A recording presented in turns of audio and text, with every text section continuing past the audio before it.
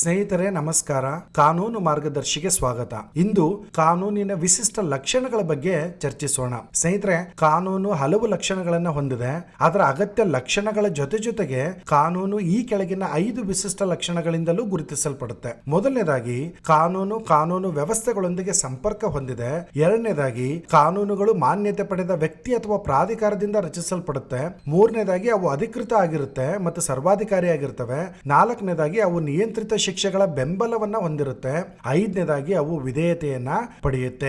ಮೊದಲನೇದಾಗಿ ನಾವು ನೋಡೋದಾದ್ರೆ ಕಾನೂನು ವ್ಯವಸ್ಥೆಗಳೊಂದಿಗೆ ಸಂಪರ್ಕ ಹೊಂದಿದೆ. ಸ್ನೇಹಿತರೆ, ಹ್ಯಾನ್ಸ್ ಕೆಲ್ಸನ್ ಅವರು ಕಾನೂನು ವ್ಯವಸ್ಥೆಯು ಒಂದು ಏಕೀಕೃತ ವ್ಯವಸ್ಥೆ ಅಂತೇಳಿ ಹೇಳ್ತಾರೆ. ಈ ವ್ಯವಸ್ಥೆನಲ್ಲಿ ಪ್ರತಿಯೊಂದು ಕಾನೂನು ತನ್ನ ಮಾನ್ಯತೆಯನ್ನ ಒಂದು ಏಕೈಕ ಅಥವಾ ಅಂತಿಮ ಮೂಲದಿಂದ ಪಡೆಯುತ್ತೆ. ಆ ಮೂಲವನ್ನ ನಾವು ಮೂಲಭೂತ ನಿಯಮ ಅಂತೇಳಿ ಕರಿತೀವಿ, ಅಥವಾ ಅದನ್ನ ಇಂಗ್ಲಿಷ್ ಅಲ್ಲಿ ನಾವು ಗ್ರ್ಯಾಂಡ್ ನಾರ್ಮ್ ಅಂತೇಳಿ ಕರಿತೀವಿ. ಏನಿದು ಗ್ರ್ಯಾಂಡ್ ನಾರ್ಮ್ ಅಂತ ಹೇಳಿದ್ರೆ, ಸ್ನೇಹಿತರೆ, ಈ ಮೂಲಭೂತ ನಿಯಮ ಎಂದರೆ ಒಂದು ಕಾನೂನು ವ್ಯವಸ್ಥೆಯಲ್ಲಿರ್ತಕ್ಕಂಥ ಉಳಿದೆಲ್ಲಾ ಕಾನೂನುಗಳು ತಮ್ಮ ಸಿಂಧುತ್ವವನ್ನ ಮತ್ತು ಅಧಿಕಾರವನ್ನ ಪಡಿತಕ್ಕಂತ ಏಕೈಕ ಮತ್ತು ಅಂತಿಮ ನಿಯಮ ಅಥವಾ ತತ್ವ ಅಂತ ಹೇಳಿ ಇದನ್ನ ಕರೆಯಲಾಗುತ್ತೆ. ಸ್ನೇಹಿತರೆ, ಈ ಮೂಲಭೂತ ನಿಯಮವನ್ನ ಸಂವಿಧಾನದಂತೆ ಬರ್ದಿರ್ತಕ್ಕಂಥ ಕಾನೂನಲ್ಲ, ಆದ್ರೆ ಇದು ಮೂಲಭೂತವಾಗಿರ್ತಕ್ಕಂಥದ್ದು ಮತ್ತು ಪೂರ್ವಭಾವಿಯಾಗಿ ಊಹಿಸಲಾದ ಆಜ್ಞೆಯಾಗಿದೆ. ಈ ಮೂಲಭೂತ ನಿಯಮದ ಅರ್ಥ ಏನಪ್ಪಾ ಅಂತ ಹೇಳಿದ್ರೆ, ಈ ಮೂಲಭೂತ ನಿಯಮವು ಐತಿಹಾಸಿಕವಾಗಿ ಮೊದಲ ಸಂವಿಧಾನವಾಗಿದೆ. ಆದ್ದರಿಂದ ಅದಕ್ಕೆ ನಾವು ವಿಧೇಯಕರಾಗಿರಬೇಕು ಅಂತಕ್ಕಂಥದ್ದು ಸ್ಪಷ್ಟ ಆಗಿದೆ. ಹೀಗಾಗಿ ಈ ಮೂಲಭೂತ ನಿಯಮವು ಸಂವಿಧಾನವನ್ನ ಮಾನ್ಯತೆ ಮಾಡುತ್ತೆ. ಆ ಸಂವಿಧಾನದ ಆಧಾರದ ಮೇಲೆ ನಾವು ಉಳಿದ ಎಲ್ಲಾ ಕಾನೂನುಗಳನ್ನ ಜಾರಿಗೊಳಿಸ್ತೀವಿ. ಸೊ ಇಲ್ಲಿ ಸಂವಿಧಾನದ ಅಡಿಯಲ್ಲಿ ಜಾರಿಗೆ ತರಲಾಗಿರ್ತಕ್ಕಂಥ ಎಲ್ಲಾ ಕಾನೂನುಗಳು ಸೇರಿ ಒಂದು ಕಾನೂನು ವ್ಯವಸ್ಥೆಯನ್ನ ರೂಪಿಸುತ್ತೆ. ಅದನ್ನೇ ಕೆಲ್ಸನ್ ಅವರು ಕಾನೂನು ವ್ಯವಸ್ಥೆಗಳೊಂದಿಗೆ ಸಂಪರ್ಕ ಹೊಂದಿದೆ ಅಂತ ಹೇಳಿ ಏನ್ ಮಾಡ್ತಾರೆ, ಕರೀತಾರೆ. ಸ್ನೇಹಿತರೆ, ಕಾನೂನು ತತ್ವಜ್ಞಾನಿ ಜೋಸೆಫ್ ರಾಜ್ ಅವರು ಪ್ರತಿಯೊಂದು ಕಾನೂನು ಅಗತ್ಯವಾಗಿ ಒಂದು ಕಾನೂನು ವ್ಯವಸ್ಥೆಗೆ ಸೇರಿರುತ್ತೆ ಅಂತೇಳಿ ಹೇಳ್ತಾರೆ. ಅವ್ರ ಪ್ರಕಾರ ಕಾನೂನು ಯಾವಾಗ್ಲೂ ಪ್ರತ್ಯೇಕವಾಗಿ ಇರೋದಿಲ್ಲ. ಅದು ಒಂದು ನಿಯಮ ಆಗಿರ್ಬೋದು, ಶಾಸನ ಆಗಿರ್ಬೋದು, ಅಧಿಸೂಚನೆ ಆಗಿರ್ಬೋದು ಅಥವಾ ಕಾಯ್ದೆ ಆಗಿರ್ಬೋದು, ಅವು ಕಾನೂನಿನ ವ್ಯವಸ್ಥೆಗಳೊಂದಿಗೆ ನಿಕಟ ಸಂಪರ್ಕವನ್ನ ಹೊಂದಿರುತ್ತೆ. ಅಂದ್ರೆ ಸ್ನೇಹಿತರೆ, ಕಾನೂನು ಬೇರೆ ಅಲ್ಲ, ಕಾನೂನಿನ ವ್ಯವಸ್ಥೆಗಳು ಬೇರೆ ಅಲ್ಲ. ಒಂದು ಕಾನೂನು ಅಥವಾ ನಿಯಮ ಉಲ್ಲಂಘನೆ ಆಯ್ತು ಅಂತ ಹೇಳಿದ್ರೆ ನಾವು ಕಾನೂನಿನ ವ್ಯವಸ್ಥೆಯನ್ನ ಏನ್ ಮಾಡ್ತೀವಿ, ಸಂಪರ್ಕಿಸ್ತೀವಿ ಅಂತ ಹೇಳಿದ್ರೆ ನಮಗೊಂದು ಪೊಲೀಸ್ ವ್ಯವಸ್ಥೆ ಅಂತ ಹೇಳಿದೆ, ನ್ಯಾಯಾಲಯಗಳಂತೇಳಿ ಇದಾವೆ, ವಿಚಾರಣೆಗಳಂತೇಳಿ ಇದೆ. ಯಾವ ಕಾನೂನುಗಳು ಇಂತಹ ವ್ಯವಸ್ಥೆಗಳೊಂದಿಗೆ ಸಂಪರ್ಕ ಹೊಂದಿದೆಯೋ ಅಂತವುಗಳನ್ನ ಮಾತ್ರ ನಾವೇನಂತ ಕರಿತೀವಿ, ಕಾನೂನು ಅಂತೇಳಿ ಕರಿತೀವಿ. ಸ್ನೇಹಿತರೆ, ಜೋಸೆಫ್ ರಾಜ್ ಅವರು ಕಾನೂನು ವ್ಯವಸ್ಥೆಗಳಿಗೆ ಈ ಕೆಳಗಿನ ವಿಶಿಷ್ಟ ಲಕ್ಷಣಗಳನ್ನ ನೀಡ್ತಾರೆ. ಮೊದಲನೇದಾಗಿ, ಕಾನೂನು ವ್ಯವಸ್ಥೆಗಳು ಸಮಗ್ರವಾಗಿರುತ್ತೆ ಮತ್ತು ಅವು ಸರ್ವೋಚ್ಚವಾಗಿರುತ್ತೆ. ಎರಡನೇದಾಗಿ, ಕಾನೂನು ವ್ಯವಸ್ಥೆಗಳು ಮುಕ್ತ ವ್ಯವಸ್ಥೆಗಳಾಗಿರುತ್ತೆ. ಮೂರನೇದು, ಕಾನೂನು ವ್ಯವಸ್ಥೆಗಳು ಇತರ ರೀತಿಯ ಸಾಮಾಜಿಕ ಗುಂಪುಗಾರಿಕೆಗಳನ್ನ ನಿರ್ವಹಿಸುತ್ತೆ ಮತ್ತು ಬೆಂಬಲಿಸುತ್ತೆ. ಸೊ ಮೊದಲನೇದಾಗಿ ನಾವು ನೋಡೋದಾದ್ರೆ ಕಾನೂನು ವ್ಯವಸ್ಥೆಗಳು ಸಮಗ್ರವಾಗಿರುತ್ತೆ ಮತ್ತು ಅವು ಸರ್ವೋಚ್ಚವಾಗಿವೆ. ಸ್ನೇಹಿತರೆ, ಜೋಸೆಫ್ ರಾಜ್ ಅವರ ಪ್ರಕಾರ ಕಾನೂನು ವ್ಯವಸ್ಥೆಗಳು ಅನನ್ಯವಾಗಿವೆ.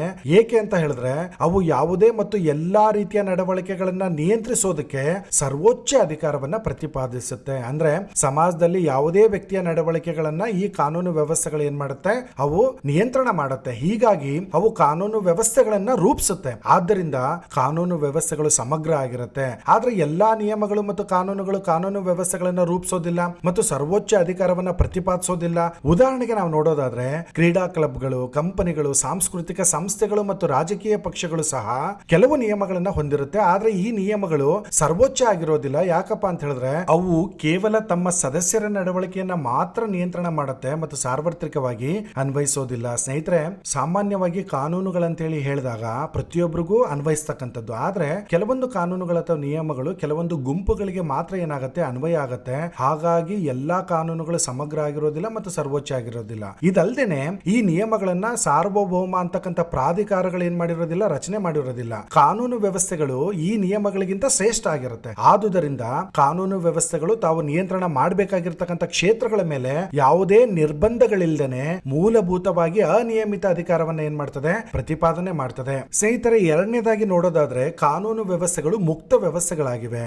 ಅಂದ್ರೆ ಈ ಲಕ್ಷಣ ಸ್ನೇಹಿತರೆ ಒಂದು ದೇಶದ ಕಾನೂನಿನ ವ್ಯವಸ್ಥೆನಲ್ಲಿ ಹೆಚ್ಚು ಸ್ಪಷ್ಟವಾಗಿ ಗೋಚರಿಸುತ್ತೆ. ಅಂದ್ರೆ ಒಂದು ದೇಶ ತನ್ನ ಪ್ರದೇಶದೊಳಗಿರ್ತಕ್ಕಂಥ ಎಲ್ಲಾ ಪ್ರಜೆಗಳ ಮೇಲೆ ಮತ್ತು ನಾಗರಿಕರ ನಡವಳಿಕೆಯ ಮೇಲೆ ಮತ್ತು ತನ್ನ ಪ್ರದೇಶದೊಳಗಿರ್ತಕ್ಕಂಥ ಎಲ್ಲಾ ಆಸ್ತಿಯ ಮೇಲೆ ತನ್ನ ಅಧಿಕಾರವನ್ನ ಏನ್ ಮಾಡುತ್ತೆ, ಪ್ರತಿಪಾದನೆ ಮಾಡ್ತದೆ. ಮತ್ತು ಹಲವು ನಿದರ್ಶನಗಳಲ್ಲಿ ಆ ದೇಶ ತನ್ನ ಪ್ರದೇಶದ ಹೊರಗಿರುವ ತನ್ನ ನಾಗರಿಕರ ನಡವಳಿಕೆಯ ಮೇಲೆ ಮತ್ತು ತನ್ನ ಗಡಿಗಳ ಹೊರಗಿರುವ ಆದರೆ ನಾಗರಿಕರಿಗೆ ಸೇರಿರ್ತಕ್ಕಂಥ ಆಸ್ತಿಯ ಮೇಲೂ ಏನ್ ಮಾಡುತ್ತೆ, ತನ್ನ ಅಧಿಕಾರವನ್ನ ಪ್ರತಿಪಾದನೆ ಮಾಡ್ತದೆ. ಅಂದ್ರೆ ಸ್ನೇಹಿತರೆ, ಕಾನೂನು ವ್ಯವಸ್ಥೆಗಳು ಯಾವಾಗ್ಲೂ ಮುಕ್ತ ಆಗಿರುತ್ತೆ. ಅಂದ್ರೆ ತನ್ನ ದೇಶದೊಳಗಿರ್ತಕ್ಕಂಥ ವ್ಯಕ್ತಿಗಳ ಮೇಲೆ ಮತ್ತು ತನ್ನ ದೇಶದ ವ್ಯಕ್ತಿಗಳು ಬೇರೆ ದೇಶದಲ್ಲಿದ್ದಾಗ ಅವರ ನಡವಳಿಕೆಯ ಮೇಲೆ ಮತ್ತು ಅವರ ಆಸ್ತಿಯ ಮೇಲೆ ತನ್ನ ಅಧಿಕಾರವನ್ನ ಏನ್ ಮಾಡುತ್ತೆ, ಪ್ರತಿಪಾದನೆಯನ್ನ ಮಾಡುತ್ತೆ.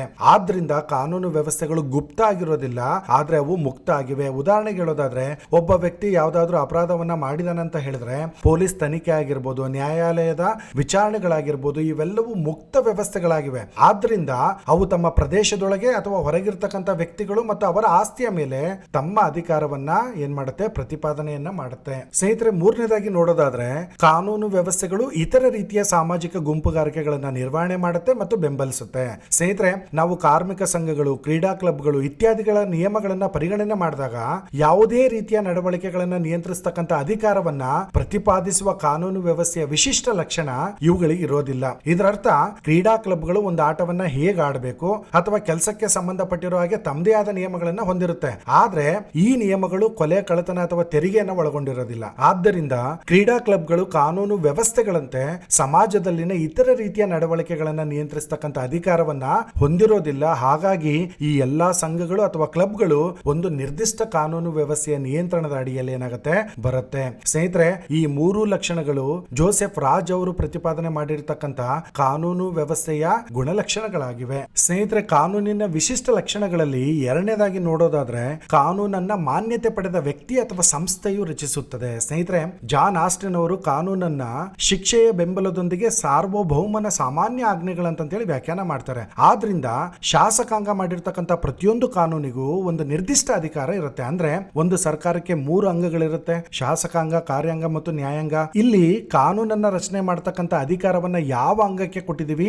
ಶಾಸಕಾಂಗಕ್ಕೆ ಮಾತ್ರ ಕೊಟ್ಟಿದೀವಿ. ಅಂದ್ರೆ ಕಾನೂನನ್ನ ಯಾರು ಬೇಕಾದ್ರೂ ರಚನೆ ಮಾಡೋದಕ್ಕೆ ಬರೋದಿಲ್ಲ. ಪ್ರತಿಯೊಂದು ಕಾನೂನು ಮಾನ್ಯತೆ ಪಡೆದಿರ್ತಕ್ಕಂಥ ಒಬ್ಬ ವ್ಯಕ್ತಿಯಿಂದ ಅಥವಾ ಪ್ರಾಧಿಕಾರದಿಂದ ಅಥವಾ ಸಂಸ್ಥೆಯಿಂದ ಏನಾಗುತ್ತೆ, ರಚನೆಯಾಗತ್ತೆ. ಈ ವಿಧಾನದ ಪ್ರಕಾರ ಸ್ನೇಹಿತರೆ, ಅಂತಾರಾಷ್ಟ್ರೀಯ ಕಾನೂನು ಕಾನೂನಲ್ಲ ಮತ್ತು ಜಾನ್ ಆಸ್ಟಿನ್ ಅವರ ಪ್ರಕಾರ ಅದು ಕಾನೂನು ವ್ಯವಸ್ಥೆಯನ್ನ ರೂಪಿಸೋದಿಲ್ಲ. ಯಾಕೆ ಅಂತ ಹೇಳಿದ್ರೆ ಅದನ್ನ ಯಾವುದೇ ನಿರ್ದಿಷ್ಟ ಅಧಿಕಾರದಿಂದ ಮಾಡಿಲ್ಲ, ಬದಲಾಗಿ ಅದು ಸಂಪ್ರದಾಯಗಳು, ಕರಾರುಗಳು, ಒಡಂಬಡಿಕೆಗಳು ಅಥವಾ ಇನ್ಯಾವುದೋ ಆಧಾರದ ಮೇಲಿದೆ. ಅಂದ್ರೆ ಅಂತಾರಾಷ್ಟ್ರೀಯ ಕಾನೂನನ್ನ ರಚಿಸೋದಕ್ಕೆ ಯಾವುದೇ ಏಕೈಕ ಸಾರ್ವಭೌಮ ಇಲ್ಲ. ಸ್ನೇಹಿತರೆ, HLA ಹಾರ್ಟ್ ಅವರು ಆದಿ ಕಾನೂನುಗಳನ್ನ ಮತ್ತು ಅಂತಾರಾಷ್ಟ್ರೀಯ ಕಾನೂನುಗಳನ್ನ ಸಂದೇಹಾಸ್ಪದ ಕಾನೂನುಗಳಾಗಿವೆ ಅಂತೇಳಿ ಹೇಳ್ತಾರೆ. ಅವ್ರ ಪ್ರಕಾರ ಅಂತಾರಾಷ್ಟ್ರೀಯ ಕಾನೂನಿಗೆ ಶಾಸಕಾಂಗದ ಕೊರತೆ ಇದೆ. ಅಂದ್ರೆ ರಾಷ್ಟ್ರಗಳನ್ನ ಅವರ ಪೂರ್ವ ಸಮ್ಮತಿ ಇಲ್ಲದೇನೆ ಅಂತಾರಾಷ್ಟ್ರೀಯ ನ್ಯಾಯಾಲಯಗಳ ಮುಂದೆ ತರೋದಕ್ಕೆ ಸಾಧ್ಯ ಇಲ್ಲ ಮತ್ತು ಶಿಕ್ಷೆಗಳನ್ನ ಒದಗಿಸೋದಕ್ಕೆ ಪರಿಣಾಮಕಾರಿ ವ್ಯವಸ್ಥೆ ಅಲ್ಲಿಲ್ಲ. ಇದರರ್ಥ ಅಂತಾರಾಷ್ಟ್ರೀಯ ಕಾನೂನನ್ನ ಉಲ್ಲಂಘನೆ ಮಾಡಿದ್ರೆ ಯಾವುದೇ ಶಿಕ್ಷೆ ಇರೋದಿಲ್ಲ. ಹಾಗಾಗಿ ಒಂದು ದೇಶದ ಕಾನೂನು ಅಂತಾರಾಷ್ಟ್ರೀಯ ಕಾನೂನಿಗಿಂತ ಹೆಚ್ಚು ಖಚಿತವಾಗಿರ್ತಕ್ಕಂಥ ಕಾನೂನಾಗಿರುತ್ತೆ. ಸ್ನೇಹಿತರೆ, ಇದು ಕಾನೂನಿನ ವಿಶಿಷ್ಟ ಗುಣಲಕ್ಷಣಗಳಲ್ಲಿ ಎರಡನೇದಾಗಿದೆ. ಸ್ನೇಹಿತರೆ, ಕಾನೂನಿನ ಮೂರನೇ ವಿಶಿಷ್ಟ ಗುಣಲಕ್ಷಣ ಅಂತ ಹೇಳಿದ್ರೆ ಕಾನೂನುಗಳು ಅಧಿಕೃತ ಆಗಿರುತ್ತೆ ಮತ್ತು ಸರ್ವಾಧಿಕಾರಿಯಾಗಿರುತ್ತೆ. ಸ್ನೇಹಿತರೆ, ಸರ್ವಾಧಿಕಾರಿ ಅಂತ ಹೇಳಿದ್ರೆ ವಿವಾದದಲ್ಲಿರ್ತಕ್ಕಂಥ ಪಕ್ಷಗಾರರ ನಡವಳಿಕೆಯ ಮೇಲೆ ಕಾನೂನು ತಂದೆ ಆಗಿರ್ತಕ್ಕಂಥ ಅಧಿಕಾರವನ್ನ ಪ್ರತಿಪಾದನೆ ಮಾಡುತ್ತೆ ಮತ್ತು ಆ ಕಾನೂನಿನ ನಿರ್ಧಾರಕ್ಕೆ ವಿಧೇಯತೆಯನ್ನ ತೋರಿಸಲೇಬೇಕಾಗತ್ತೆ. ಈ ಕಾರಣದಿಂದ ಕಾನೂನುಗಳು ಸರ್ವಾಧಿಕಾರಿಯಾಗಿರುತ್ತೆ. ಅಂದ್ರೆ ಆ ಕಾನೂನಿನ ಆಜ್ಞೆ ಏನಿರುತ್ತೆ ನೋಡಿ, ಆ ವಿವಾದದ ಪಕ್ಷಗಾರರು ಅದನ್ನ ಪಾಲನೆ ಮಾಡಲೇಬೇಕಾಗಿರುತ್ತೆ. ಹಾಗಾಗಿ ಕಾನೂನುಗಳು ಸರ್ವಾಧಿಕಾರಿ ಧೋರಣೆಯನ್ನ ಏನ್ ಮಾಡುತ್ತೆ, ತೋರಿಸ್ಕೊಡ್ತದೆ. ಸ್ನೇಹಿತರೆ, ಕಾನೂನಿನ ಈ ಪ್ರತಿಪಾದಿಸ್ತಕ್ಕಂಥ ಅಧಿಕಾರವನ್ನ ಕಾನೂನನ್ನ ಜಾರಿಗೊಳಿಸ್ತಕ್ಕಂಥ ಅಧಿಕಾರಿಗಳನ್ನ ಹೊರತುಪಡಿಸಿ ಇನ್ಯಾರಿಗೂ ನೀಡಿರೋದಿಲ್ಲ.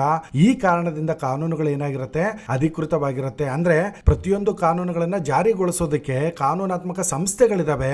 ಹಾಗಾಗಿ ಕಾನೂನುಗಳು ಅಧಿಕೃತವಾಗಿರುತ್ತೆ ಮತ್ತು ಅಂತಹ ನಿರ್ದಿಷ್ಟ ಸಂಸ್ಥೆಗಳು ಮಾತ್ರ ಅಂತಹ ಕಾನೂನುಗಳನ್ನ ಏನ್ ಮಾಡುತ್ತೆ, ಜಾರಿಗೊಳಿಸುತ್ತೆ. ಹಾಗಾಗಿ ಕಾನೂನುಗಳು ಅಧಿಕೃತವಾಗಿರುತ್ತೆ. ಉದಾಹರಣೆಗೆ ನೋಡೋದಾದ್ರೆ, ಒಬ್ಬ ವ್ಯಕ್ತಿ ಅಲೆಕ್ಸ್ ಚರ್ಚ್ನ ದೇಣಿಗೆ ಪೆಟ್ಟಿಗೆಯಿಂದ ಒಂದು ಪರ್ಸನ್ ಏನ್ ಮಾಡ್ತಾನೆ, ಕದೀತಾನೆ. ಇಲ್ಲಿ ಆ ಚರ್ಚ್ನ ಅಧಿಕಾರ ಸೀಮಿತ ಆಗಿರುತ್ತೆ. ಏನ್ ಮಾಡಬಹುದು ಆ ಚರ್ಚ್ ಜಾಸ್ತಿ ಅಂತ ಹೇಳಿದ್ರೆ ಕೇವಲ ಆಂತರಿಕ ನಿರ್ಬಂಧಗಳನ್ನ ಮಾತ್ರ ವಿಧಿಸಬಹುದು. ಉದಾಹರಣೆಗೆ ಅಲೆಕ್ಸ್ಗೆ ಚರ್ಚ್ಗೆ ಬರೋದನ್ನ ನಿಷೇಧ ಮಾಡಬಹುದು. ಆದ್ರೆ ರಾಜ್ಯದ ಅಧಿಕಾರ ಏನಿರುತ್ತೆ ನೋಡಿ, ಅದು ಸರ್ವೋಚ್ಚ ಆಗಿರುತ್ತೆ. ರಾಜ್ಯದ ಕಾನೂನು ವ್ಯವಸ್ಥೆಗಳು ಈ ಕೃತ್ಯವನ್ನ ಏನ್ ಮಾಡಬಹುದು, ಕಳ್ಳತನದ ಅಪರಾಧ ಅಂತೇಳಿ ಪರಿಗಣನೆ ಮಾಡಿ ವಿಚಾರಣೆ ಮಾಡತಕ್ಕಂತ ಸರ್ವೋಚ್ಚ ಹಕ್ಕನ್ನ ಏನ್ ಮಾಡಬಹುದು, ಪ್ರತಿಪಾದನೆ ಮಾಡಬಹುದಾಗಿದೆ. ಅಂದ್ರೆ ರಾಜ್ಯ ತನಿಖೆ ನಡೆಸುತ್ತೆ, ಅಲೆಕ್ಸ್ ನ ಇಚ್ಛೆಗೆ ವಿರುದ್ಧವಾಗಿ ಆತನನ್ನ ಬಂಧನ ಮಾಡುತ್ತೆ, ಮೂರನೇದಾಗಿ ವಿಚಾರಣೆಗೆ ಒಳಪಡಿಸುತ್ತೆ, ನಾಲ್ಕನೇದಾಗಿ ಅವನು ತಪ್ಪಿತಸ್ಥ ಅಂತೇಳಿ ಕಂಡು ಬಂದ್ರೆ ಸೆರೆವಾಸದ ಶಿಕ್ಷೆ ಅಥವಾ ಅಪರಾಧಿಕ ದಂಡದಂತಹ ಶಿಕ್ಷೆಯನ್ನ ಏನ್ ಮಾಡುತ್ತೆ, ವಿಧಿಸುತ್ತೆ. ಸ್ನೇಹಿತರೆ, ಕಳ್ಳತನದ ವಿಷಯದಲ್ಲಿ ರಾಜ್ಯದ ಅಧಿಕಾರದ ಹಕ್ಕು ಅನಿಯಮಿತ ಮತ್ತು ಸಂಪೂರ್ಣವಾಗಿರುತ್ತೆ. ಈ ಅಧಿಕಾರ ಚರ್ಚ್ ನೀಡಬಹುದಾಗಿರ್ತಕ್ಕಂಥ ಯಾವುದೇ ಆಂತರಿಕ ನಿಯಮಗಳು ಅಥವಾ ಕ್ಷಮೆಯನ್ನ ಮೀರಿರುತ್ತೆ. ಇದು ಎಲ್ಲಾ ಇತರ ಸಾಮಾಜಿಕ ಕ್ಷೇತ್ರಗಳ ಮೇಲೆ ತನ್ನ ತನ್ನ ಪ್ರಾಬಲ್ಯವನ್ನ ಏನ್ ಮಾಡುತ್ತೆ, ಸಾಬೀತುಪಡಿಸುತ್ತೆ. ಸ್ನೇಹಿತರೆ, ಈ ಗುಣಲಕ್ಷಣ ಅಂತಾರಾಷ್ಟ್ರೀಯ ಕಾನೂನಿನಲ್ಲಿ ಅಷ್ಟು ಸ್ಪಷ್ಟವಾಗಿ ಗುರುತಿಸಲ್ಪಟ್ಟಿಲ್ಲ. ಅಂದ್ರೆ ರಾಜ್ಯಗಳ ಸಮ್ಮತಿ ಇದ್ರೆ ಮಾತ್ರ, ಅಂದ್ರೆ ದೇಶಗಳ ಸಮ್ಮತಿ ಇದ್ರೆ ಮಾತ್ರ ಅವುಗಳನ್ನ ಅಂತಾರಾಷ್ಟ್ರೀಯ ನ್ಯಾಯಾಲಯದ ಮುಂದೆ ನಾವು ಏನ್ ಮಾಡಬಹುದು, ತರೋದಕ್ಕೆ ಸಾಧ್ಯ ಆಗುತ್ತೆ. ಮತ್ತು ಇಲ್ಲಿ ಶಿಕ್ಷೆಗಳ ಯಾವುದೇ ಪರಿಣಾಮಕಾರಿ ಸಂಘಟಿತ ವ್ಯವಸ್ಥೆ ಅಸ್ತಿತ್ವದಲ್ಲಿ ಇಲ್ಲದೆ ಇರೋದ್ರಿಂದ ಅಂತಾರಾಷ್ಟ್ರೀಯ ಕಾನೂನು ಅಲ್ಲ. ಸ್ನೇಹಿತರೆ, ಕಾನೂನಿನ 4ನೇ ವಿಶಿಷ್ಟ ಲಕ್ಷಣ ಯಾವುದು ಅಂತ ಹೇಳಿದ್ರೆ ನಿಯಂತ್ರಿತ ಶಿಕ್ಷೆ. ಸ್ನೇಹಿತರೆ, ನಿಯಂತ್ರಿತ ಶಿಕ್ಷೆ ಅಂತ ಹೇಳಿದ್ರೆ ಯಾವುದೇ ಒಂದು ಕಾನೂನಿನ ನಿಯಮವನ್ನ ಪಾಲಿಸೋದ್ರಲ್ಲಿ ವಿಫಲ ಆದ್ವಿ ಅಂತ ಹೇಳಿದ್ರೆ ನ್ಯಾಯಾಲಯವು ಕೆಲವೊಂದು ನಿರ್ಬಂಧ ಅಥವಾ ಶಿಕ್ಷೆಯನ್ನ ಏನ್ ಮಾಡುತ್ತೆ, ವಿಧಿಸುತ್ತೆ. ಮತ್ತು ಈ ಶಿಕ್ಷೆಯನ್ನ ಆ ಕಾರ್ಯಕ್ಕಾಗಿ ನೇಮಕಗೊಂಡ ವ್ಯಕ್ತಿಗಳಿಂದಲೇ ಜಾರಿಗೊಳಿಸುತ್ತೆ. ಅಂದ್ರೆ ಕಾನೂನನ್ನ ಯಾರು ಜಾರಿಗೊಳಿಸಬೇಕು, ಎಲ್ಲರೂ ಜಾರಿಗೊಳಿಸೋದಕ್ಕೆ ಬರೋದಿಲ್ಲ. ಅದಕ್ಕಾಗಿ ಕೆಲವೊಬ್ರು ಅಧಿಕಾರಿಗಳನ್ನ ಆ ಕಾನೂನಿನ ವ್ಯವಸ್ಥೆ ಏನ್ ಮಾಡಿರುತ್ತೆ, ನೇಮಕ ಮಾಡಿರುತ್ತೆ. ಅಂತಹ ವ್ಯಕ್ತಿಗಳು ಮಾತ್ರ ಏನ್ ಮಾಡ್ತಾರೆ, ಆ ಕಾನೂನನ್ನ ಜಾರಿಗೊಳಿಸ್ತಾರೆ. ಉದಾಹರಣೆಗೆ, ಕಾವ್ಯ ತನ್ನ ಸ್ಕೂಟಿಯನ್ನ 120 ಕಿಲೋಮೀಟರ್ ವೇಗದಲ್ಲಿ ಓಡಿಸ್ತಾಳೆ ಮತ್ತು ಅದು ಕ್ಯಾಮೆರಾದಲ್ಲಿ ರೆಕಾರ್ಡ್ ಆಗಿರುತ್ತೆ. ಇದು ಟ್ರಾಫಿಕ್ ಕಾನೂನಿನ ಉಲ್ಲಂಘನೆ ಆಗಿದೆ. ಇದರ ಪರಿಣಾಮವಾಗಿ ನಿಶ್ಚಿತ ಹಣದ ದಂಡವನ್ನ ವಿಧಿಸಲಾಗುತ್ತೆ. ಮತ್ತು ಈ ಶಿಕ್ಷೆ ಕಾವ್ಯಾಳಿಗೆ ಮುಂಚಿತವಾಗಿ ನಿಖರವಾಗಿ ಏನಾಗಿರುತ್ತೆ, ತಿಳಿದಿರುತ್ತೆ. ಸ್ನೇಹಿತರೆ, ಕಾವ್ಯ ದಂಡವನ್ನ ಕಟ್ಟೋದಕ್ಕೆ ನಿರಾಕರಿಸಿದ್ರೆ ನ್ಯಾಯಾಲಯ ಅಧಿಕೃತವಾಗಿ ನೇಮಕಗೊಂಡ ಸರ್ಕಾರಿ ವಸೂಲಿಗಾರರನ್ನ ಪಾವತಿಯನ್ನ ಜಾರಿಗೊಳಿಸೋದಕ್ಕೆ ಕಳಿಸುತ್ತೆ. ಆದ್ದರಿಂದ ಪ್ರತಿಯೊಂದು ಕಾನೂನಿನ ಉಲ್ಲಂಘನೆಯು ಶಿಕ್ಷೆಯನ್ನ ಏನ್ ಮಾಡುತ್ತೆ, ಆಕರ್ಷಣೆ ಮಾಡುತ್ತೆ. ಸ್ನೇಹಿತರೆ, ಕಾನೂನಿನ 5ನೇ ವಿಶಿಷ್ಟ ಗುಣಲಕ್ಷಣ ಅಂತ ಹೇಳಿದ್ರೆ ಜನರು ತಮ್ಮ ನಡವಳಿಕೆಯನ್ನ ನಿಯಂತ್ರಿಸ್ತಾರೆ ಅಥವಾ ಕಾನೂನಿಗೆ ವಿಧೇಯರಾಗಿರ್ತಾರೆ. ಸ್ನೇಹಿತರೆ, ಜಾನ್ ಆಸ್ಟಿನ್ ಅವರ ಪ್ರಕಾರ ಸಕಾರಾತ್ಮಕ ಕಾನೂನು ಅಂತ ಹೇಳಿದ್ರೆ ನಿರ್ಬಂಧದ ಬೆಂಬಲವನ್ನ, ಅಂದ್ರೆ ಶಿಕ್ಷೆಯ ಬೆಂಬಲವನ್ನ ಹೊಂದಿರತಕ್ಕಂತ ಸಾರ್ವಭೌಮನ ಆಜ್ಞೆ ಎಂದರ್ಥ. ಅಂದ್ರೆ ಕಾನೂನಿನ ಆಜ್ಞೆಯು ವಿಧೇಯತೆಯನ್ನು ಹೇಗೆ ಪ್ರೋತ್ಸಾಹಿಸುತ್ತೆ ಮತ್ತು ಸಂಪೂರ್ಣವಾಗಿ ವಿಧೇಯರಾಗದವರ ಮೇಲೂ ಹೇಗೆ ಪ್ರಭಾವ ಬೀರುತ್ತೆ ಎಂಬುದನ್ನು ವಿವರಿಸುವ ಒಂದು ಸರಳ ಉದಾಹರಣೆ ಇಲ್ಲಿದೆ. ಸ್ನೇಹಿತರೆ, ಸಾರ್ವಭೌಮನು ಎಲ್ಲಾ ನಾಗರಿಕರು ತಮ್ಮ ವಾರ್ಷಿಕ ಆದಾಯ ತೆರಿಗೆ ರಿಟರ್ನ್ಸ್ ಅನ್ನ ನಿಗದಿತ ಗಡುವಿನೊಳಗೆ ಸಲ್ಲಿಸಬೇಕು ಅಂತ ಹೇಳಿ ಆಜ್ಞೆ ಮಾಡ್ತಾನೆ. ಆ ಆಜ್ಞೆ ಮೊಕದ್ದಮೆಯ ಸಾಧ್ಯತೆ ಎಂಬ ಶಿಕ್ಷೆಯಿಂದ ಏನಾಗಿರುತ್ತೆ, ಬೆಂಬಲಿತವಾಗಿರುತ್ತೆ. ಹೆಚ್ಚಿನ ನಾಗರಿಕರು ಸಂಪೂರ್ಣವಾಗಿ ಕಾನೂನಿಗೆ ವಿಧೇಯರಾಗಿ ತಮ್ಮ ತೆರಿಗೆಯನ್ನ ಪ್ರಾಮಾಣಿಕವಾಗಿ ಮತ್ತು ಸಮಯಕ್ಕೆ ಸರಿಯಾಗಿ ಸಲ್ಲಿಸ್ತಾರೆ. ಆದ್ರೆ ಇದೇ ಗಡುವನ್ನ ಸಂಪೂರ್ಣವಾಗಿ ನಿರ್ಲಕ್ಷ್ಯ ಮಾಡಬಹುದಾಗಿರ್ತಕ್ಕಂತ ಒಂದು ಸಣ್ಣ ಗುಂಪಿನ ಜನರ ಮೇಲೂ ಸಹ ಈ ಕಾನೂನು ಏನ್ ಮಾಡುತ್ತೆ, ತನ್ನ ಪ್ರಭಾವವನ್ನ ಬೀರುತ್ತೆ. ಅಂದ್ರೆ ಅಂತಹ ಸಣ್ಣ ಗುಂಪಿನ ಜನರು ಶಿಕ್ಷೆಯ ಸಾಧ್ಯತೆ ಇದೆ ಅಥವಾ ಸಂಭವವಿದೆ ಎಂದು ತಿಳಿದಿರುವ ಕಾರಣ ಅವರು ತೀವ್ರ ಪರಿಣಾಮಗಳನ್ನ ತಪ್ಪಿಸೋದಕ್ಕೆ ತಮ್ಮ ರಿಟರ್ನ್ಸ್ ಅನ್ನ ಬಹುಶಃ ಕೆಲವು ದಿನಗಳ ತಡವಾಗಿ ಏನ್ ಮಾಡ್ತಾರೆ, ಸಲ್ಲಿಸ್ತಾರೆ. ಆದ್ದರಿಂದ ಸಾರ್ವಭೌಮನ ಆಜ್ಞೆಯು ಶಿಕ್ಷೆಯ ಬೆದರಿಕೆಯ ಬೆಂಬಲದೊಂದಿಗೆ ಕಡಿಮೆ ವಿಧೇಯರಾದ ಸಮಾಜದ ಸದಸ್ಯರ ನಡವಳಿಕೆಯನ್ನು ಸಹ ಏನ್ ಮಾಡುತ್ತೆ, ನಿಯಂತ್ರಿಸುತ್ತೆ. ಸ್ನೇಹಿತರೆ, ಮಧ್ಯಸ್ಥಿಕೆ ಮತ್ತು ಕಾನೂನಿನ ಪ್ರಕ್ರಿಯೆಯನ್ನ ಗಮನಿಸೋದಾದ್ರೆ ಎಲ್ಲಾ ಮಧ್ಯಸ್ಥಿಕೆಗಳು ಕಾನೂನಿನ ಪ್ರಕ್ರಿಯೆಯನ್ನ ಒಳಗೊಂಡಿರೋದಿಲ್ಲ ಮತ್ತು ಎಲ್ಲಾ ಮಧ್ಯಸ್ಥಿಕೆಗಳು ಕಾನೂನಿನ ಪ್ರಕ್ರಿಯೆಯೊಂದಿಗೆ ಸಂಪರ್ಕ ಹೊಂದಿರೋದಿಲ್ಲ. ಯಾವ ಮಧ್ಯಸ್ಥಿಕೆಗಳು ಕಾನೂನಿನ ಪ್ರಕ್ರಿಯೆಯನ್ನ ಒಳಗೊಂಡಿರುತ್ತೋ ಅಂತಹ ಮಧ್ಯಸ್ಥಿಕೆಗಳನ್ನ ಮಾತ್ರ ನಾವೇನಂತ ಕರಿತೀವಿ, ವ್ಯವಸ್ಥೆಗಳೊಂದಿಗೆ ಸಂಪರ್ಕ ಹೊಂದಿರತಕ್ಕಂತ ಮಧ್ಯಸ್ಥಿಕೆಗಳಂತೇಳಿ ಕರಿತೀವಿ. ಆದ್ರೆ ಕೆಲವೊಂದು ಮಧ್ಯಸ್ಥಿಕೆಗಳಿದೆ, ಅವು ಕಾನೂನಿನ ಪ್ರಕ್ರಿಯೆಗಳೊಂದಿಗೆ ಸಂಬಂಧ ಹೊಂದಿರೋದಿಲ್ಲ. ಹಾಗಾಗಿ ಅವು ಕಾನೂನನ್ನ ಏನ್ ಮಾಡೋದಿಲ್ಲ, ರೂಪಿಸೋದಿಲ್ಲ. ಸ್ನೇಹಿತರೆ, ಒಂದು ಉದಾಹರಣೆಯನ್ನ ನಾವು ನೋಡೋದಾದ್ರೆ, ಒಪ್ಪಂದಕ್ಕೆ ಸಹಿ ಹಾಕ್ತಕ್ಕಂತ ಪಕ್ಷಗಾರರು ವಿವಾದದ ಸಂದರ್ಭದಲ್ಲಿ ಒಬ್ಬ ಮಧ್ಯಸ್ಥಗಾರನಿಗೆ ಆ ಒಪ್ಪಂದದ ಅರ್ಥ ವಿವರಣೆ ಮತ್ತು ಪಕ್ಷಗಾರರ ಬಾಧ್ಯತೆಗಳ ಮೇಲೆ ಬಂಧನಕಾರಿಯಾಗಿರ್ತಕ್ಕಂಥ ತೀರ್ಪನ್ನ ನೀಡತಕ್ಕಂತ ಅಧಿಕಾರ ಇರುತ್ತೆ ಎಂಬ ಷರತ್ತನ್ನ ಏನ್ ಮಾಡಬಹುದು, ಸೇರಿಸಬಹುದು. ಒಂದು ವೇಳೆ ಆ ಮಧ್ಯಸ್ಥಿಕೆ ನಡೆದ್ರೆ ಅದು ಖಂಡಿತವಾಗಿಯೂ ಇಲ್ಲಿ ಕಲ್ಪಿಸಲಾಗಿರ್ತಕ್ಕಂಥ ಒಂದು ಕಾನೂನು ಪ್ರಕ್ರಿಯೆಯೇ ಆಗಿರುತ್ತೆ. ಅಂದ್ರೆ ಈ ಒಂದು ವ್ಯವಸ್ಥೆ ಏನಿದೆ ನೋಡಿ, ಇದು ಕಾನೂನಿನ ಪ್ರಕ್ರಿಯೆಯೊಂದಿಗೆ ಸಂಪರ್ಕ ಹೊಂದಿದೆ. ಇಲ್ಲಿ ಮತ್ತಷ್ಟು ನಿಯಂತ್ರಣ ರಹಿತ ಸಂಘರ್ಷವನ್ನ ತಡೆಯೋ ಉದ್ದೇಶದಕ್ಕೋಸ್ಕರ ಆ ವಿವಾದವನ್ನ ಏನ್ ಮಾಡಲಾಗಿರುತ್ತೆ, ಸಾಂಸ್ಥೀಕರಿಸಲಾಗಿರುತ್ತೆ ಮತ್ತು ಇದರಿಂದ ಒಂದು ತೀರ್ಪು ಹೊರಬರುತ್ತೆ. ಇದಕ್ಕೆ ಕಾರಣ ಆಗ್ತಕ್ಕಂಥ ಹಕ್ಕುಗಳನ್ನ ಕಾನೂನಿನ ಹಕ್ಕುಗಳು ಅಂತಂತೇಳಿ ಮತ್ತು ಆ ತೀರ್ಪನ್ನ ಕಾನೂನಿನಿಂದ ಮಾನ್ಯಗೊಳಿಸಲ್ಪಟ್ಟಿದೆ ಅಂತಂತೇಳಿ ಹೇಳ್ತಕ್ಕಂಥದ್ದು ಸೂಕ್ತ ಆಗಿರುತ್ತೆ. ಸ್ನೇಹಿತರೆ, ಎಲ್ಲಾ ಮಧ್ಯಸ್ಥಿಕೆಗಳು ಕಾನೂನು ಪ್ರಕ್ರಿಯೆಗಳಲ್ಲ. ಆದ್ರೆ ಈ ಮೇಲಿನ ತರ್ಕವು ಮಧ್ಯಸ್ಥಿಕೆಗಳ ಇತರ ರೂಪಗಳಲ್ಲಿ ನಿಜ ಆಗಿರೋದಿಲ್ಲ. ಉದಾಹರಣೆಗೆ, ಉದ್ಯೋಗದಾತ ಮತ್ತು ಉದ್ಯೋಗಿಗಳ ನಡುವೆ ವೇತನ ಮಟ್ಟಗಳ ಕುರಿತು ವಿವಾದವಿದ್ದಾಗ ಒಬ್ಬ ಮಧ್ಯಸ್ಥಗಾರನ ಶಿಫಾರಸನ್ನ ಪಕ್ಷಗಾರರು ಒಪ್ಪಿಕೊಳ್ಳಲೇಬೇಕು ಅಂತಂತೇಳಿ ಏನಿಲ್ಲ. ಯಾಕೆಂದ್ರೆ ಇದು ಕಾನೂನಿನ ಪ್ರಕ್ರಿಯೆಯಲ್ಲ. ಅಂದ್ರೆ ಇದೇ ಸತ್ಯ ಅಥವಾ ನೀವು ಇದನ್ನ ಮಾಡಲೇಬೇಕು ಅಂತಂತೇಳಿ ಹೇಳ್ತಕ್ಕಂತ ಯಾವುದೇ ಷರತ್ತುಗಳಲ್ಲಿ ಇಲ್ಲದೆ ಇರೋದ್ರಿಂದ ಅಂತಹ ಮಧ್ಯಸ್ಥಿಕೆಗಳು ಕಾನೂನಿನ ಪ್ರಕ್ರಿಯೆಗಳನ್ನ ಒಳಗೊಂಡಿರೋದಿಲ್ಲ. ಹಾಗಾಗಿ ಅಂತಹ ಮಧ್ಯಸ್ಥಿಕೆಗಳು ವ್ಯವಸ್ಥೆಗಳೊಂದಿಗೆ ಯಾವುದೇ ಸಂಪರ್ಕವನ್ನ ಹೊಂದಿರೋದಿಲ್ಲ. ಸ್ನೇಹಿತರೆ, ಕಾನೂನು ಪ್ರಕ್ರಿಯೆಯನ್ನು ಪ್ರಾರಂಭಿಸತಕ್ಕಂತ ಹಕ್ಕು ಒಂದು ತೀರ್ಪನ್ನ ಕೋರುತ್ತದೆ ಹೊರತು ಶಿಫಾರಸನ್ನಲ್ಲ. ಮತ್ತು ಈ ಸಂದರ್ಭದಲ್ಲಿ ಯಾವುದೇ ತೀರ್ಪು ಇಲ್ಲದಿರೋದ್ರಿಂದ ಕಾನೂನು ಈ ತೀರ್ಪನ್ನ ಮಾನ್ಯ ಮಾಡುತ್ತೆ ಅಂತಂತೇಳಿ ನಾವು ಪ್ರತಿಪಾದನೆ ಮಾಡೋದಕ್ಕೆ ಸಾಧ್ಯ ಇಲ್ಲ. ಮಧ್ಯಸ್ಥಿಕೆಯಲ್ಲಿ ಕಾನೂನಿನ ಕೊರತೆ. ಸ್ನೇಹಿತರೆ, ಇಲ್ಲಿನ ಮಧ್ಯಸ್ಥಿಕೆ ಏನಿದೆ ನೋಡಿ, ಅದು ಕಾನೂನು ಪ್ರಕ್ರಿಯೆ ಅಗತ್ಯ ಅಂಶವನ್ನ ಹೊಂದಿರೋದಿಲ್ಲ. ಇಲ್ಲಿ ಪ್ರಮುಖವಾಗಿ ವಿಷಯವಾಗಿರ್ತಕ್ಕಂಥದ್ದು ಕಾನೂನು ಅಥವಾ ಹಕ್ಕುಗಳಲ್ಲ. ಇಂತಹ ಮಧ್ಯಸ್ಥಿಕೆಯಲ್ಲಿ ನಾವು ಕಾನೂನಿನ ವಿಶಿಷ್ಟ ಲಕ್ಷಣಗಳೇನಿದೆ ನೋಡಿ, ಇಲ್ಲಿ ತನಕ ಚರ್ಚೆ ಮಾಡಿರ್ತಕ್ಕಂಥದ್ದು ಅವುಗಳ ಸಂಪೂರ್ಣ ಅನುಪಸ್ಥಿತಿಯನ್ನ ನಾವೇನ್ ಮಾಡ್ತೀವಿ ನೋಡ್ತೀವಿ. ಅವುಗಳಂದ್ರೆ ನೋಡಿ, ಮಧ್ಯಸ್ಥಿಕೆ, ಇಂತಹ ಮಧ್ಯಸ್ಥಿಕೆಗಳು ನಿಯಮಿತವಾಗಿದ್ದಾಗ ನಿಜವಾಗಿಯೂ ಅದು ಕಾನೂನಿನ ವ್ಯವಸ್ಥೆಯ ಭಾಗ ಅಲ್ಲ. ಅಂತಹ ಮಧ್ಯಸ್ಥಿಕೆಯು ಕೆಲವೊಂದು ಸಂದರ್ಭದಲ್ಲಿ ಕಾನೂನಿನ ಪ್ರಕ್ರಿಯೆಯಾಗಿ ಪರಿವರ್ತನೆ ಆಗ್ತಕ್ಕಂತ ಸಂದರ್ಭ ಹೆಚ್ಚಿರುತ್ತೆ. ಎರಡನೇದು, ಕಾನೂನು ರಚಿಸುವ ಅಧಿಕಾರ ಇಲ್ಲದೆ ಇರತಕ್ಕಂಥದ್ದು. ಸ್ನೇಹಿತರೆ, ಮಧ್ಯಸ್ಥಿಕೆಯನ್ನ ಸಾಮಾನ್ಯವಾಗಿ ಕಾನೂನನ್ನ ರಚಿಸುವ ಅಧಿಕಾರವನ್ನು ಹೊಂದಿರತಕ್ಕಂಥ ವ್ಯಕ್ತಿ ಅಥವಾ ಸಂಸ್ಥೆಯಿಂದ ಸ್ಥಾಪನೆ ಮಾಡಿರೋದಿಲ್ಲ. ವಿವಾದದಲ್ಲಿರ್ತಕ್ಕಂಥ ಪಕ್ಷಗಾರರೇ ಸಾಮಾನ್ಯವಾಗಿ ಮಧ್ಯಸ್ಥಿಕೆಯ ವಿಧಾನವನ್ನ ಮತ್ತು ಮಧ್ಯಸ್ಥಗಾರರನ್ನ ಏನ್ ಮಾಡಿರ್ತಾರೆ, ನಿರ್ಧಾರ ಮಾಡಿರ್ತಾರೆ. ಹಾಗಾಗಿ ಇಲ್ಲಿ ಅಂತಹ ಮಧ್ಯಸ್ಥಿಕೆಯಲ್ಲಿ ಕಾನೂನಿನ ಕೊರತೆ ಇರುತ್ತೆ. ಹಾಗಾಗಿ ಇಂತಹ ಮಧ್ಯಸ್ಥಿಕೆಯು ಕಾನೂನು ವ್ಯವಸ್ಥೆಯ ಭಾಗವಲ್ಲ. ಸ್ನೇಹಿತರೆ, ಮೂರನೇದಾಗಿ, ಇಂತಹ ಮಧ್ಯಸ್ಥಿಕೆಗಳು ಅಧಿಕೃತ ಮತ್ತು ಸರ್ವಾಧಿಕಾರಿಯಾಗಿ ಕಾರ್ಯನಿರ್ವಹಿಸೋದಿಲ್ಲ. ಸ್ನೇಹಿತರೆ, ಇಂತಹ ಮಧ್ಯಸ್ಥಿಕೆಗಳಲ್ಲಿ ಮಧ್ಯಸ್ಥಿಕೆ ಮಂಡಳಿಯು ಅಧಿಕೃತ ಮತ್ತು ಸರ್ವಾಧಿಕಾರಿಯಂತೆ ಕಾರ್ಯನಿರ್ವಹಿಸೋದಿಲ್ಲ ಮತ್ತು ಶಿಫಾರಸನ್ನ ಪಾಲಿಸೋದ್ರಲ್ಲಿ ವಿಫಲರಾದ್ರೆ ಮಧ್ಯಸ್ಥಗಾರರು ವಿಧಿಸ್ತಕ್ಕಂಥ ಮತ್ತು ಆ ಕಾರ್ಯಕ್ಕಾಗಿ ನೇಮಕಗೊಂಡ ವ್ಯಕ್ತಿಗಳಿಂದ ಜಾರಿಗೊಳಿಸಲ್ಪಡುವ ಯಾವುದೇ ನಿಯಂತ್ರಿತ ಶಿಕ್ಷೆ ಅಲ್ಲಿರೋದಿಲ್ಲ. ಆದ್ರೂ ಶಿಫಾರಸಿಗೆ ವಿಧೇಯತೆಯನ್ನು ತೋರಿಸ್ತಕ್ಕಂಥ ಸಾಧ್ಯತೆ ಇರುತ್ತೆ. ನಾಲ್ಕನೇದಾಗಿ, ಈ ರೀತಿಯ ಮಧ್ಯಸ್ಥಿಕೆಯನ್ನ ಕಾನೂನು ಪ್ರಕ್ರಿಯೆಯನ್ನು ಒಳಗೊಂಡಿರ್ತಕ್ಕಂಥ ಒಂದು ರೀತಿಯ ಕಾರ್ಯದಿಂದ